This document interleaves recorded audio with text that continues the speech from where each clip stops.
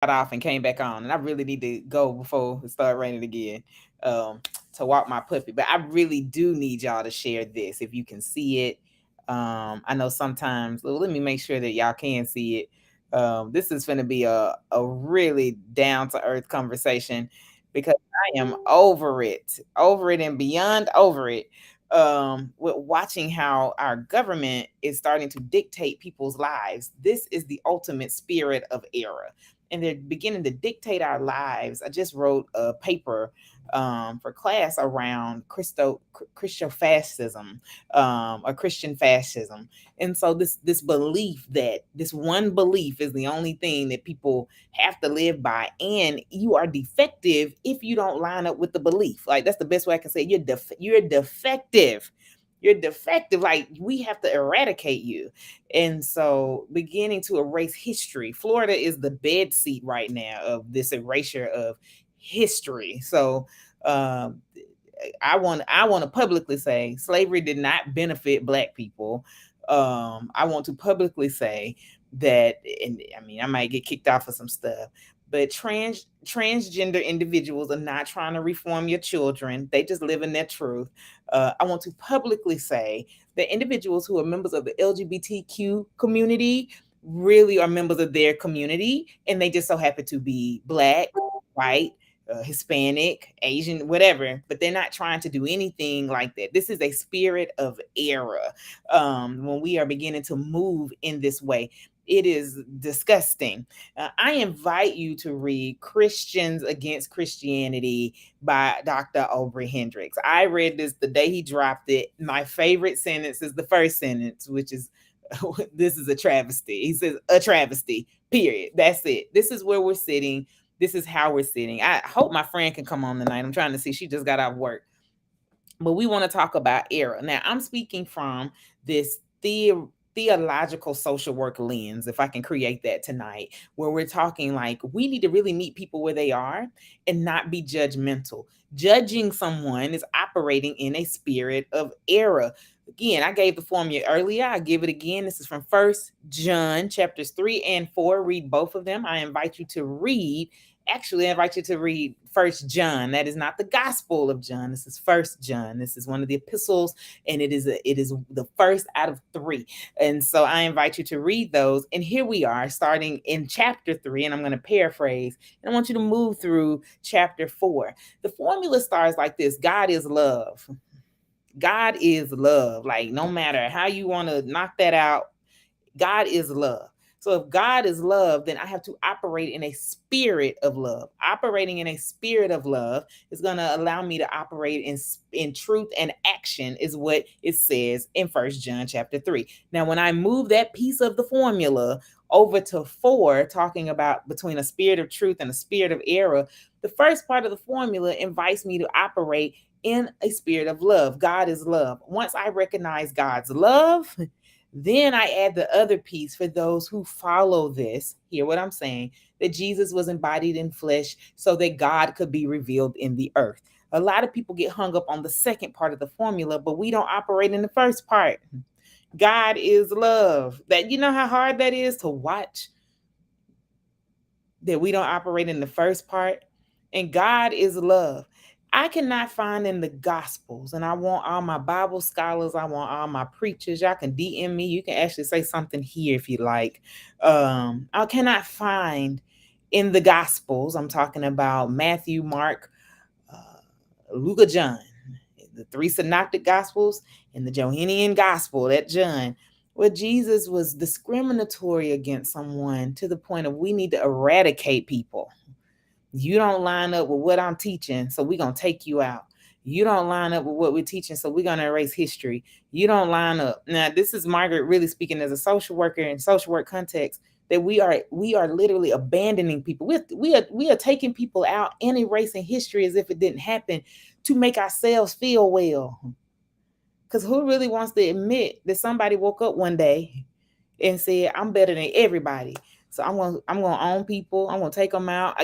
That sits inside of our DNA. Black people feel the pain and white people are beginning to feel the pain too. I live in the South, so I put those two designations up. But then we got to remember what else has happened on this particular piece of the earth. You have a whole westernized Holocaust on the West Coast, and we don't like to talk about that. Where we Asian people were literally there to just harvest gold for them. Like, that's real. That's real. We have a whole reservation situation where we think we're being kind to Native Americans, but they own this. Like, we came, oh wow, and I said we, I'm calling myself American, but that the colonizers came, because I'm not a colonizer, came and took it. Like, that was not a spirit of love, but operating in a spirit of error. And moving us into 21st century, we still have that stuff in our DNA. Epigenetics isn't just the pain part. Epigenetics literally has transformed our DNA to believe this. And so we really need to work together in collective community. It is a thing to talk about, doing it in the collective, to really be honest with ourselves around what does it look like to operate in a spirit of error and not in truth. That is hard, but God is love. And so I'm going to sit right here for just a moment. I hope my friend could come on. If she can't, me or her do a part two. I'll beg her to do it. But this is it. When we operate in the spirit of error, we begin to have that space. I use it in an arrogant way of thinking that we better than something, someone, something. We begin to think that my life constitutes that I deserve, versus how can I work collectively? This is an Acts chapter 2 situation. And I'm not talking about when the Russian mighty wind came through the house. I'm talking about the end of chapter 2 when it says, and they realized as they collectively came together to form community that they had all things in common. That all things in common wasn't just the materials. We also got to think about our collective thoughts. We have to think about our collective feelings. We have to think about our collective ways of growth and being. That is really being honest with ourselves. Like, this happened. This happened. There should never be a time where laws are formed so that we can erase history. There should never be a time when people get together to be done with a portion of what has happened. It really happened. That piece of life happened. When people have the memory of that, it's not just in their mind, their bodies hold the memory. There's a book called The Body Keeps the Score. I have said that for the last 5 years, maybe, coming on doing lives. I invite people to go read that blue and orange book. What is your body holding?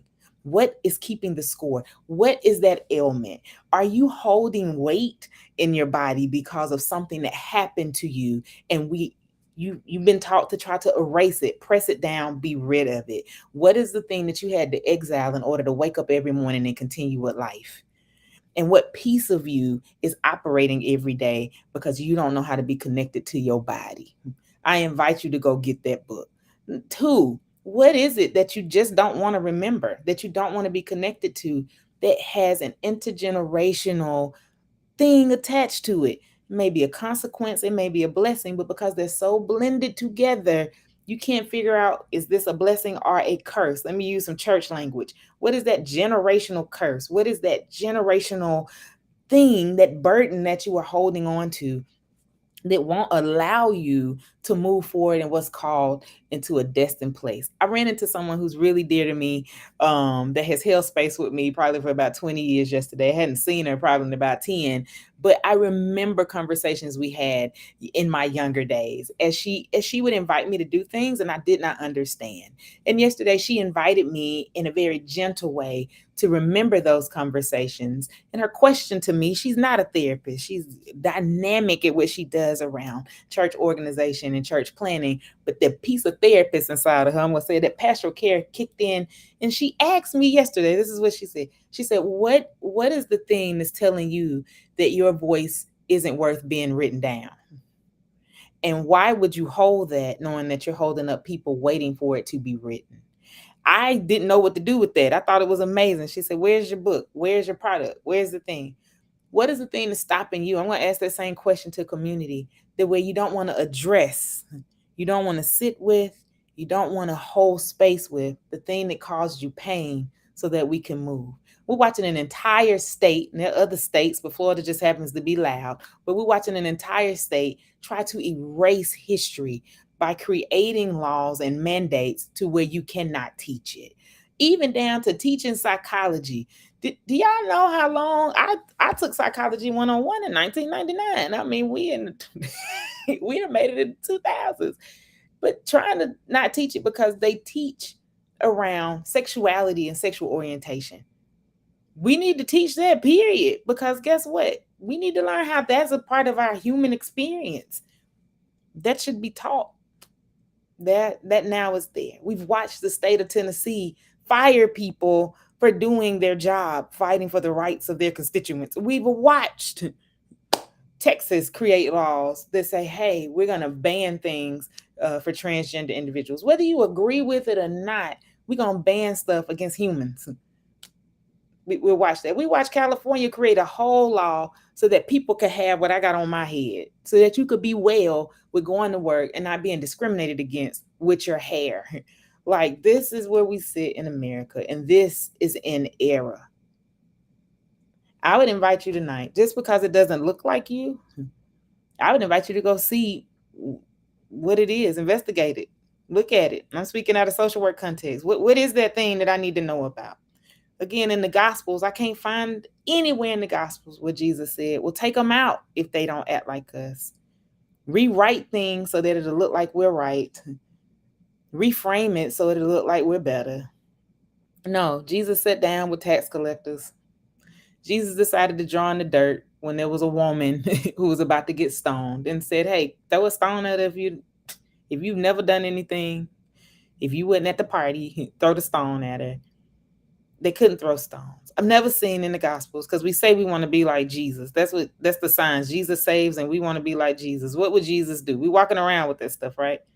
I've never seen where Jesus kick somebody out, but there was always an invite to come in. I hope that operating in the spirit of error isn't going to stay around, but it's been around for a very long time. Got a feeling that's why they wrote a letter to it. I hope that we can embrace walking in the spirit of truth.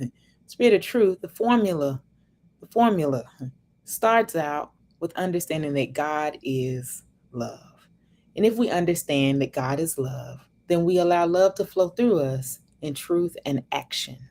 Go read it. That's 1 John chapter 3. And then we move the formula over to add that God is revealed through Jesus. Now, some of us might not add that piece of the formula, but the first part of the formula just is for humanity. God is love. So I invite this today at the end, because my friend is at work. I'm going to see if me and her can do a part 2 to this and have a longer conversation around this. But I invite this. Black people, I'm talking to y'all and all of my friends that watch. Please write or be involved in the political processes in your states. Be a part of the political dynamics in this world. Invite yourself to sit down and write a letter to your representative, to your senators, and say, hey, this is what we need to be doing. They represent us. It should never be a time that people are taking things into their own hands.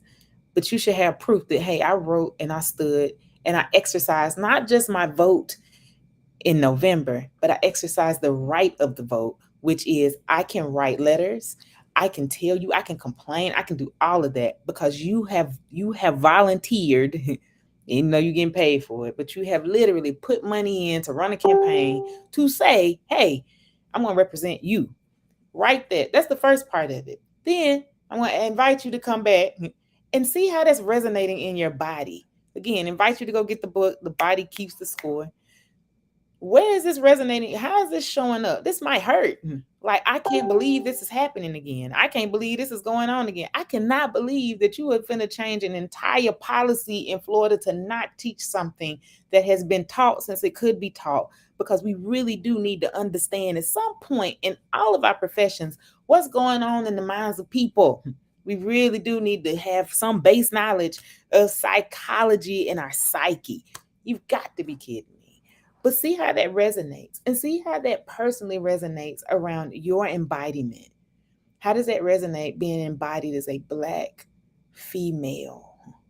Oh my God. Like, are you trying to erase me? See how that lands. See how that sits. See how that feels. Oh Lord. So I got another person. I got a few moments. And so, I bring my friend on. We supposed to come on next week, but I'm gonna bring him on. Let me send him the code. I'm saying though, but as I wait, as we get him on, get him logged in, seriously, how does this feel, you all? What does this look like? Because this is uncomfortable, and this is a very, very, very, very, very uncomfortable conversation I'm having tonight. Because we are beginning to do things that they're inhumane. Um, what we're doing is inhumane. We're literally inviting humanity to stop and telling people that you're just wrong for being human. At this point, your existence is horrible. You shouldn't be, and we have to stand up to that. So, I as we get brother Zay to come on. Y'all hadn't seen us on in a while. We're supposed to be back on here next week, but he finna come and go in. But just, as we sit with this, what does that look like, and how do we embody, especially for a nation that has printed on money that we're a nation under God, but we don't know how to operate in a God nation. Like, God is love. Like, we don't know how to do that if we are trying to erase what has happened. The truth happened. The truth is going to show up. And so if God is love and operating in love and letting love flow through us says that that's truth in action, we have to own what has happened. The Bible is full of stuff that is horrible.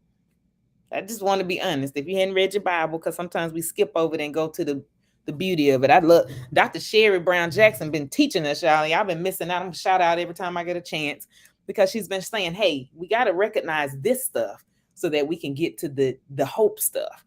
And so that's there. But if we keep trying to change this stuff, keep trying to change it because we don't want to feel it, then that feeling it will make us sick. It will not do well in our bodies. It will not be well with us. It will be horrible. So, I'm waiting on Zay to come on and get here. Y'all, this is it's really big. This is a really big thing. It's a really horrible thing. And I'm gonna bring Zay on. Good morning, good evening. I said good morning, Lord, to let y'all know how tired I am. Zay was so ready, the school teacher preacher was ready.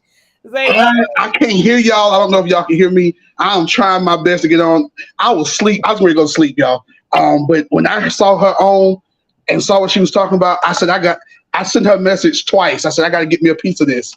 Um, because we were supposed to come on next week, but this is something that's been in my heart as a history teacher, as an educator. Um, can y'all hear me? As an educator, I am torn because I teach predominantly African American kids. I teach in places where African American kids don't even know their own history.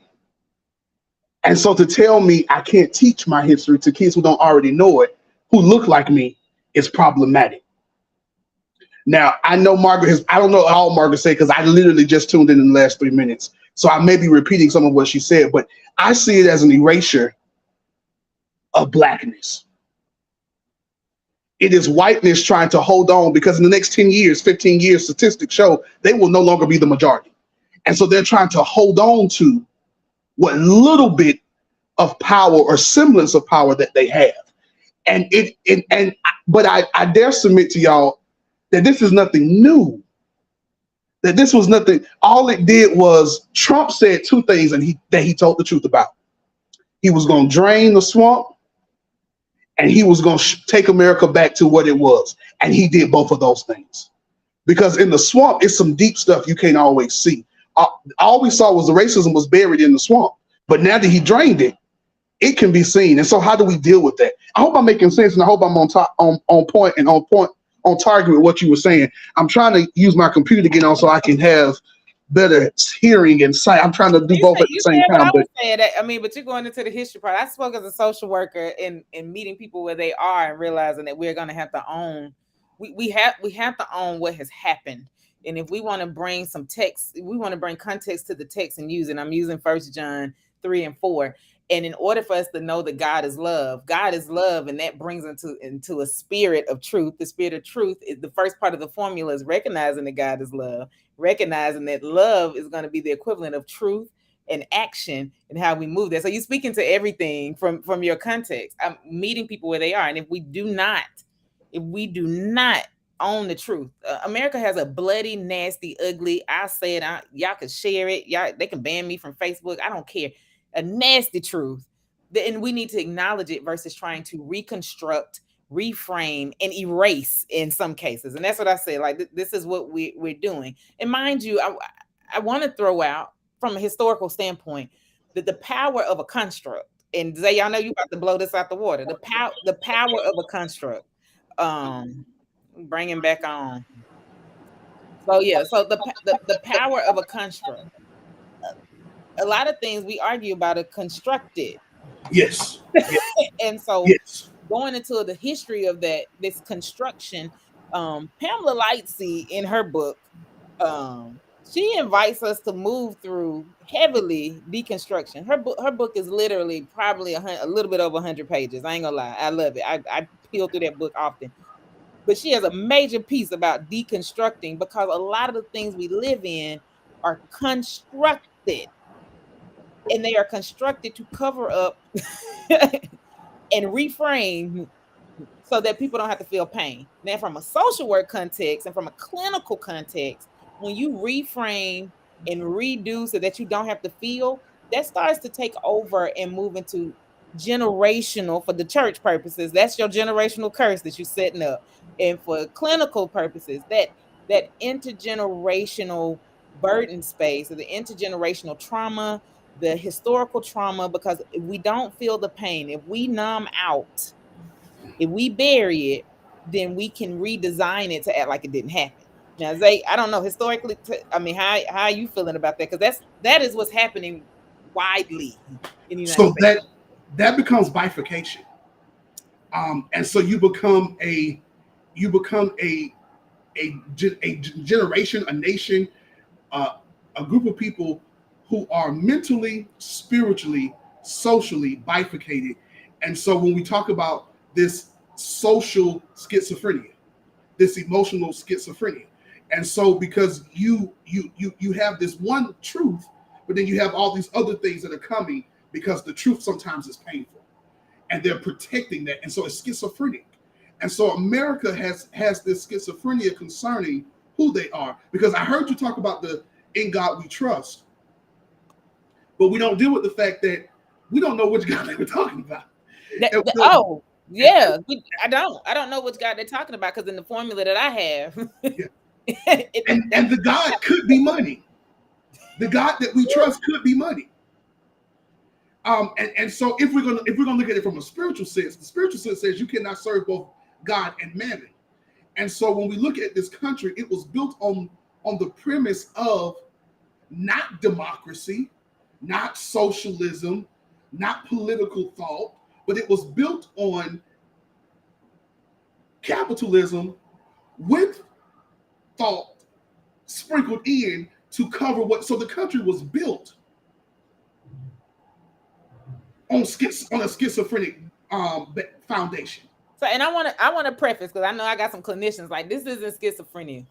That's what they're gonna argue because they're gonna say Americans are well aware. But I get this. I want to preface and come back. I really believe, and this is old thinking, but that's and reframe because it's a schizoaffective space. Like Thank America you, is thank you, aware. thank you. Yes, yes.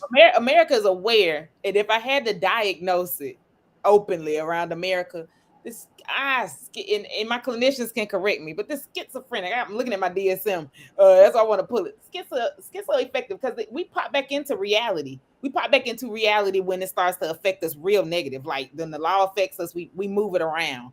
But schizoaffective is somehow I disassociate from myself and I disconnect enough to go create something, and this is now bringing harm to other people. I would even say because we're using schizo is why I wanted to, but I would really say the personality issue of America is narcissistic in nature.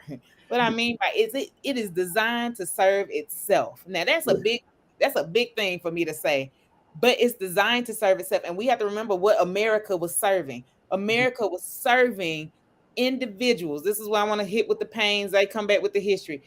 America was designed to serve individuals who could not function in their own space. So they decided to come over and take somebody else's space. And in that, they continue to believe they are right. That too has passed through their bloodline. And they believe that this was an heirloom given. This is their blessing, the land that they took from others. And they put scripture on top of that. So please help me, Zay. Am I wrong?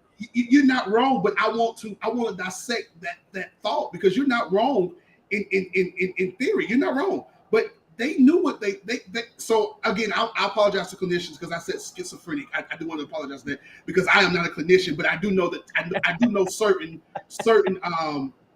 elements that lend itself. So I can look at some stuff and say that looks a little, and I may not be able to diagnose like Margaret can, but I can say, Margaret, I think this is, and she can help like she just did. So it's not schizophrenic, it's schizophrenic affective or schizoaffective. Okay, so I want to clear it up. But number one, I do want to dissect that. When America was started, it was the first people to come over here were people who were being sent over here as a form of penalization. Mm. It was penal colonies, meaning that they were criminals. Eventually, they saw what was here, and they saw a people who they thought were not as developed as them. And so they saw the ability to be able to take something, and they used scripture to justify their wanting and their destruction of other people, and they're deciding to take something that did not belong to them. Pause right there, because the people listening tonight, they missed us. Oh Lord, y'all missed us. They decided. Listen, they decided to take something that didn't belong to them. That's why I moved into the personality space. I'm going to decide to just take care of me. I don't care how it hurts you. And so when you say narcissistic, America was built on narcissism, because it was people who were poor in their home who came and saw somebody who was poorer than them and thought they were better. And so because they thought they were better, it made them feel better to be able to say, I took it and I have it because it was my right. And so this is when you say pride goes before a fall. America has lived with pride since 1776. So I'm looking for the fall. When you talk about El Hajj El Malik, Malik El Hajj El Shabazz, you're talking about who's known as Malcolm X. Malcolm X said it's just the chickens coming home to roost. So when we see these things and we see what's happening, because they have used, watch this, they use disease. They used disease to take over Native Americans. They used weapons to take over Native Americans. They used technology to take over Native Americans. They used it to take over Africans. And they used it to get something that they did not have. I mean, when you look at even Christopher Columbus, who got lost and thought he had found somewhere else, he was narcissistic because he changed the name of the people to fit what he thought he was at. Y'all quiet over here in this chat. Listen, Zay, you better preach. So I think, and I'm seeing it every day. Like today, I was talking to my students, secondary school. I'm talking to my new students, and I started asking them about certain African American people. They didn't know who Mary McLeod Bethune was. They didn't know who Shirley Chisholm was. And so when I started dropping, nuggets on them, it got quiet, and they was like, "Oh my God, you used what?" Who? And so we have to understand that this is nothing new.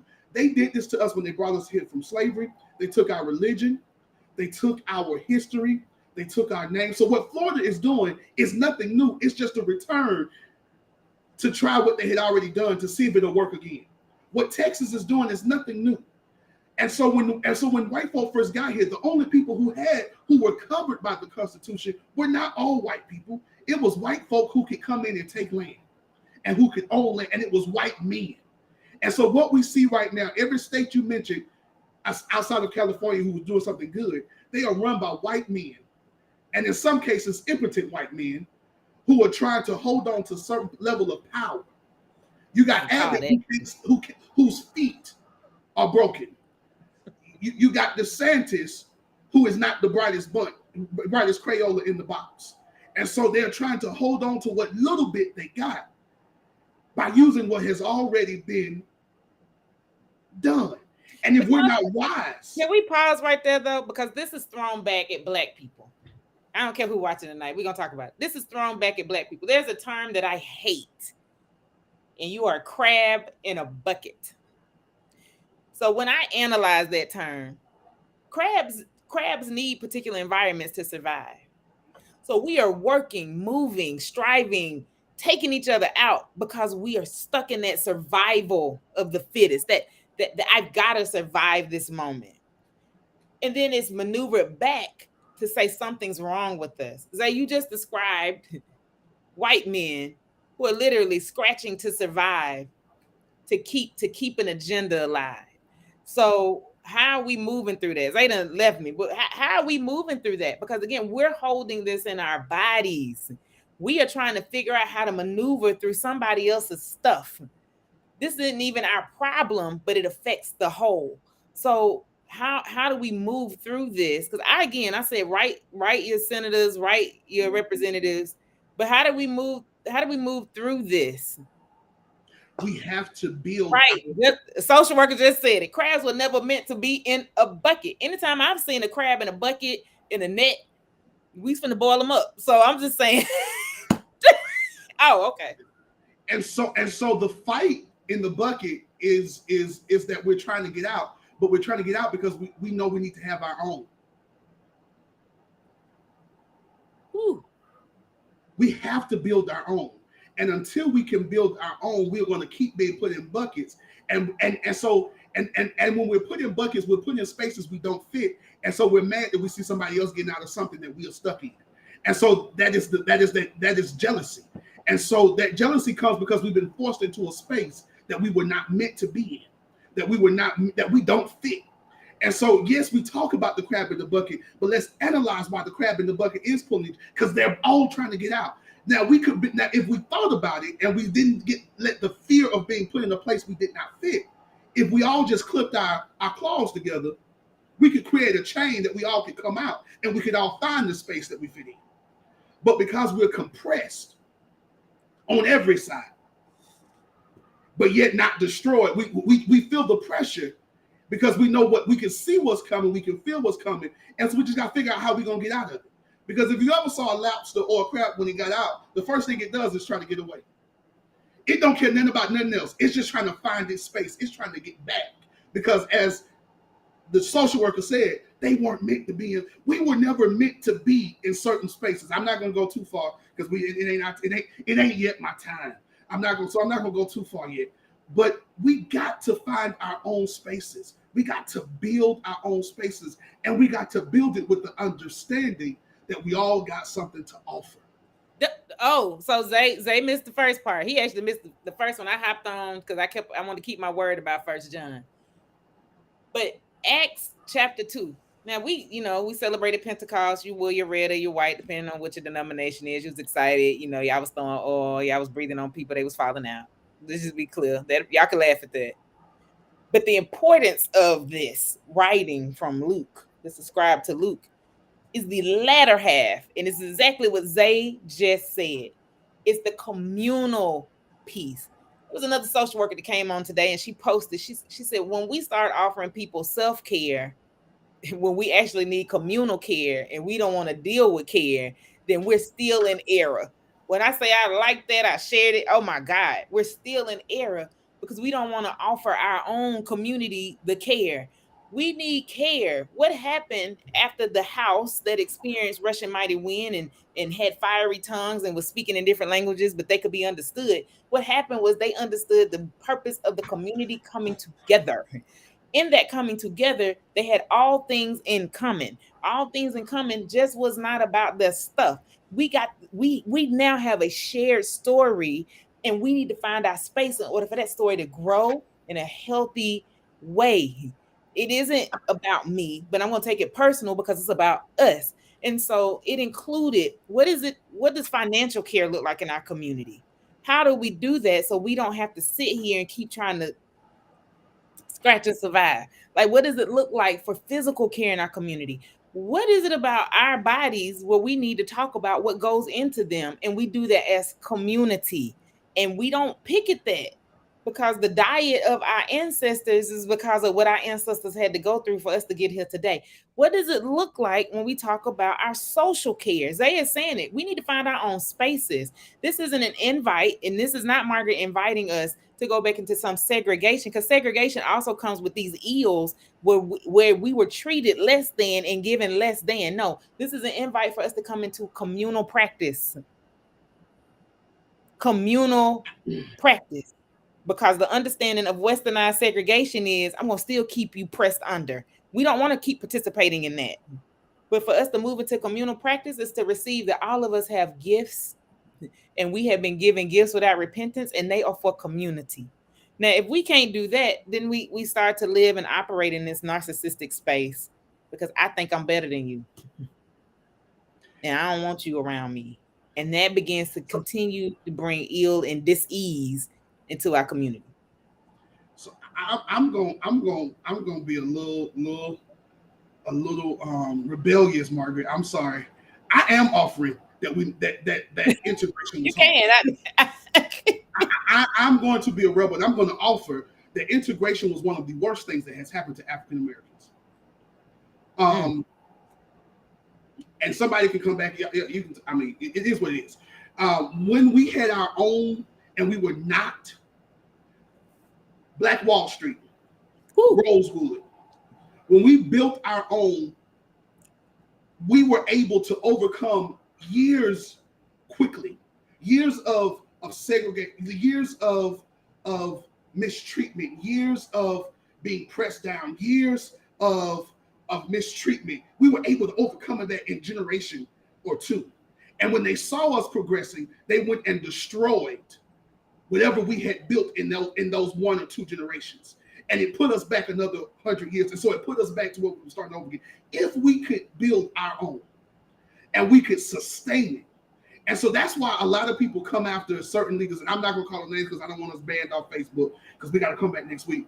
But when you go follow certain people, a particular man with the initials LF, who is not necessarily Christian, but he talks about us having our own. His mentor with the initials EM said that he was crazy. That EM was a little off, but he had a good premise. We got to build our own. Martin Luther King became dangerous to them when he began to talk about building a community that was yet somewhat still integrated, but included those people who everybody had pushed to the margins. That's when he became a danger, and that's when they had to get rid of him. When JFK started saying, okay, we're going to move towards dealing with those people in the margins because they're working hard and they're building this. So when we start building, it scares them. Well, I want to offer this though. Hope that I makes think sense. I think, yeah, because I think just our humanity scares them. When you said JFK, these people, I'm going to use that because they really had to remind themselves that we were people. Again, this is for Black community tonight. Like, call somebody, tell them to get on this live. Black people, they had to learn that we were people. So it is fearful when ingrained in your system. Is I think that you're these? giving them a pass, Margaret, when you said they had to learn it. They Well, knew I we were mean, people. they Yeah. knew we were human. But when you have taught for generations, say you got 400 years of indoctrinated mess. I'm being good because we're here. You you got the mess here, right? Yeah. And you also had 300 to 400 years of trying to season, train, and create human life back into animalistic space, and then you want to move into present day and act like that did not happen. So I'm not giving them a pass at all. What I'm saying is even the tone of these people, I'm not giving them a pass. It's sad that you got to remind yourself that we're human. Again, I am going to stick with it all day. We are the only humans on the planet that on paper, they correct me if I'm wrong, you're the historian, where we were listed as animals. I haven't found another culture where they might have been enslaved, they might have been put in concentration camps, but it was still listed as people. Black folks, we were animals, and We only were 3/5 3/5 of of a person. male bodies counted as human for tax purposes. Am I We am were, I lying? we were considered 3/5 of a person for Person, tax men, men, purposes, for men, tax purposes, for men. tax purposes, and for the purposes um of the Constitution, not the Constitution, but what's that? The census, so that they Yeah. can, and so that again, that tied back to capitalism. So it goes back to, That's what I'm saying. yeah, So I'm agreeing with you. I'm just saying yes, it was 3/5 yeah. of a person. So I agree with Dr. Park. She's saying, they decided to choose not to. Yeah. But And somehow, that's what I was saying, that they but no, and I decided get to what you're not to. saying. But let's move it. When you have the first generation of people doing that, yeah. But Yeah. then when you go on generations and generations and generations, then somehow, some way, it's ingrained in your psyche and in your DNA that this person is less than human, and it's written. I'm a firm believer of those who sit in the space around the bibliotary. When you say every written word is right, white supremacy culture, you go back and find stuff so that you can reconstruct it to make it fit you. Yeah. Florida is going to sit there and say, the governor of Florida absolutely wants to come back and say, slavery benefited black people, because he wants to. It isn't the benefit. We get mad about that statement. It's the fact that he was able to say black people slavery, because in slavery, I wasn't a person, not on paper. Am I lying? I Let don't me. think you're lying. You're not lying. And again, I think there's some nuance there, because I'm with Dr. Parks. I don't think that they ever doubted we were human.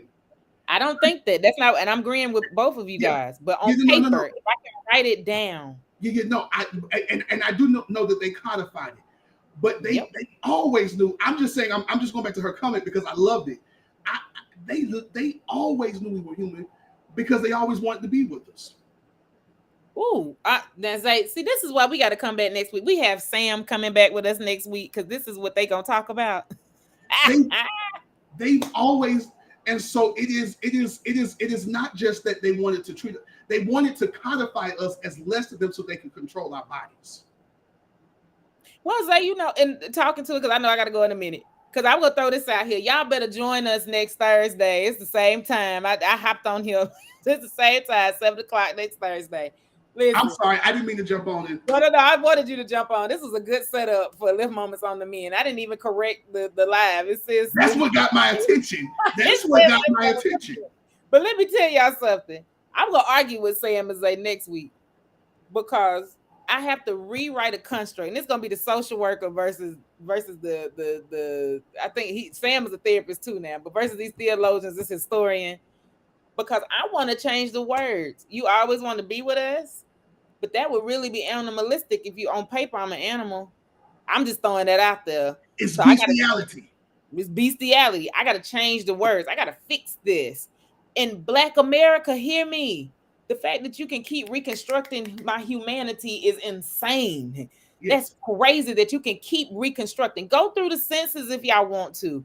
We the only people on the census.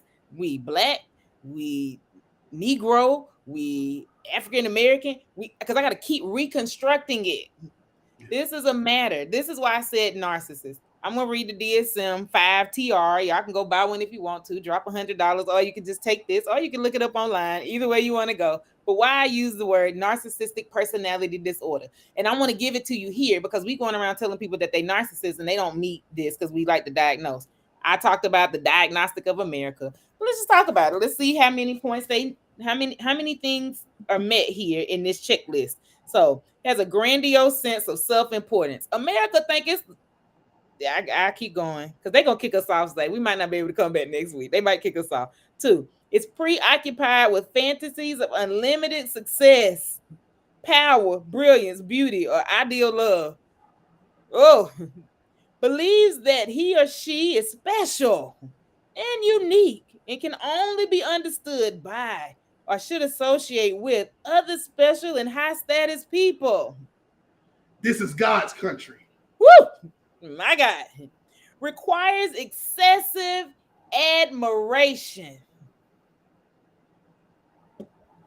Has a sense of entitlement.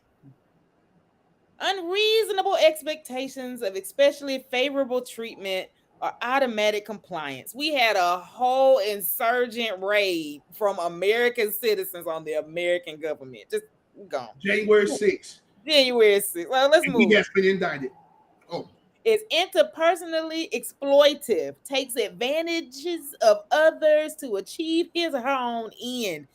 I will drop a bomb on you. I know somebody done watched Oppenheimer. I know y'all done went to the movie. Drop a lacks empathy, is unwilling to recognize or identify with the feelings and needs of others. I'm just gonna keep rewriting history because this thing hurts my feelings, and then we're gonna act like it didn't happen. I'm gonna act like I didn't blow up Tulsa.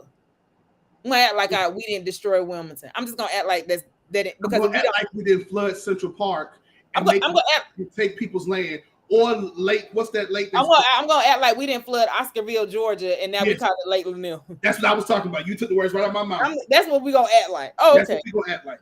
Number 8 is often envious of others or believes that the others are envious of them. Everybody envies America because we the best nation on the planet. Woo! I'm with Parks. Yes, I'm with Parks. Parks. Girl, I'm I with should have brought Parks. you on here too. These preachers on here tonight. I'm with Parks. And y'all let me know if we ain't met them because we on the ninth criteria. The ninth. Do they have to meet all of them? Do they have to meet all of them? Oh no, they don't have to meet all of them. But baby, they've met all of them so far. Let me read 9. They've met all of them so far. Arrogance, shows haughtiness, shows arrogant, haughty behaviors or attitudes. That's 9. The 9 diagnostic criteria. The 9 diagnostic criteria. So Margaret, let me ask you a real question. So in order to be diagnosed with it, how many of those do you have to meet? Let's go through and see how many we gotta meet. And for y'all who don't know, you really do have to meet the criteria. That can preach all by itself. A pervasive pattern of grandiosity, and out of the criteria, it has to indicate 5 or more. Well, we meet all 9. We meet all 9. So, you know, Parks is on it. I'm about to toss my computer because she is. Listen, I'm jumping. Y'all, I gotta go. I got a session in 8 minutes. Listen, Parks done sit here and got this preacher over here happy because baby, she done took us to Galatians. Listen, it is the opposite of the fruit of the Spirit. The fruit of the Spirit, it's the opposite of walking in the Spirit of God. Listen. And so when the great prophet, and I'm gonna shut up, when the great prophet Jeremiah Wright said, "God damn America," woo! He was reading this text.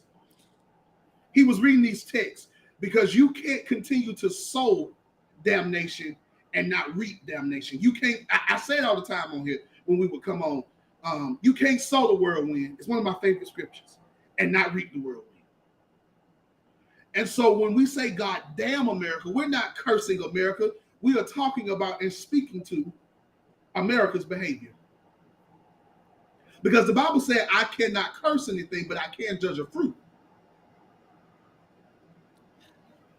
Be not deceived. God is not whatsoever a man soweth, a nation soweth, that shall it also reap it.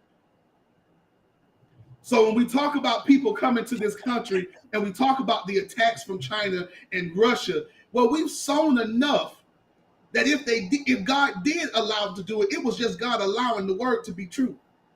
Now, do I believe that there is grace and that there are enough praying people and God has a chosen people, a remnant here that has kept that from happening? Yes. So what do we have? We gotta go back to what we were saying. We gotta bind together communally, and we gotta build our own stuff so that there can be a city on the hill in the nation that is going to where it's going. You know, we try to stay well, and it's the Healthy Holy platform listed, but this is Live Moments on the Men. Welcome us back. We love y'all. Listen, I got to go because I got to keep working. I only hopped on here to be on here 15 minutes, and we just stayed on here an hour.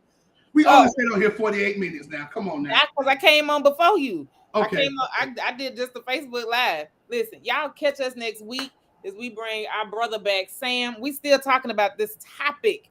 We're still going to go through this because what is a Christian nation? What is it? Right now, as I said, I don't even know how we're defining Christian. I do not know how to define that really. Please know we'll have it next week, the many definitions of it. But what God are we turning to? Mammon. And that's not me being funny. That's the serious answer. And I said it earlier. God is our. They got to come back next week, y'all. That's why I'm saying I'm asking. They got some thinking questions. Yeah, I know, but see, I want them to think and come on back, knowing that we're gonna tell them it's money. It's money. Now, money does answer all problems, but the love of money is the root, as my granddaddy would say, the root of all evil. And so, because America loves money, they have become evil. That's all I'm saying. So y'all join us next week. I get to fly out. Because we gonna keep talking about this topic. Y'all let it sit. Like I wish I there is could come. nobody. There's nobody that should be able to reconstruct your humanity. Nobody. And that is what people are trying to do in the United States of America. But know that you are human tonight. You are God's creation. You are wonderfully and wonderfully and fearfully created by God in God's image. Imago Dei. You walk in love. You flow in love. That is what you are. You walk in truth and you walk in action, and that is who you are. That is how you are made, and that is what you have become, the very gift of God walking on the planet. Nobody can reconstruct you. And when God made you, God said you were good. See, y'all be blessed. We will see y'all next week. End the story. We out.